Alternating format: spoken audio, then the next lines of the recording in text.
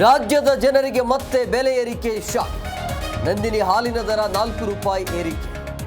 CM ನೇತೃತ್ವದ ಸಂಪುಟದಲ್ಲಿ ಅನುಮೋದನೆ.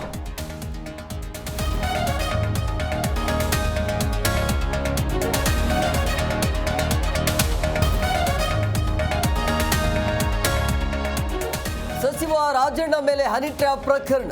ಸಿಐಡಿ ತನಿಖೆಗೆ ಆದೇಶಿಸಿದ ರಾಜ್ಯ ಸರ್ಕಾರ.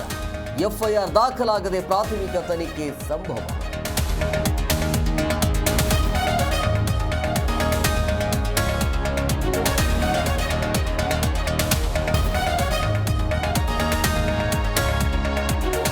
ಡಿಜಿಗೆ ದೂರು ನೀಡಿದ್ದ ರಾಜಣ್ಣ ಪುತ್ರ ರಾಜೇಂದ್ರ.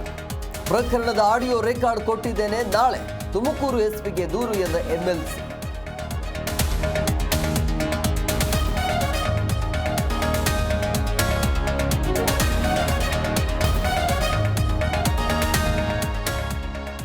ಉಚ್ಚಾಟನೆ, ಆತಂಕ, ನೋವು ನನಗಿಲ್ಲ.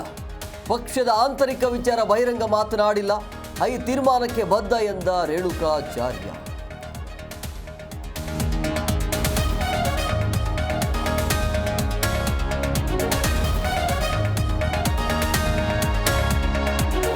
ಐದುನೂರಿಗಾಗಿ ಗಂಡ ಹೆಂಡತಿ ಮಧ್ಯೆ ಹೈ ಡ್ರಾಮಾ. ಮನೆ ಕಿಟಕಿ ಮೇಲೆ ಕೂತು ಸೂಸೈಡ್ಗೆ ಯತ್ನ. ಪೊಲೀಸರು ಸ್ಥಳೀಯರಿಂದ ಮಹಿಳೆಯ ರಕ್ಷಣೆ.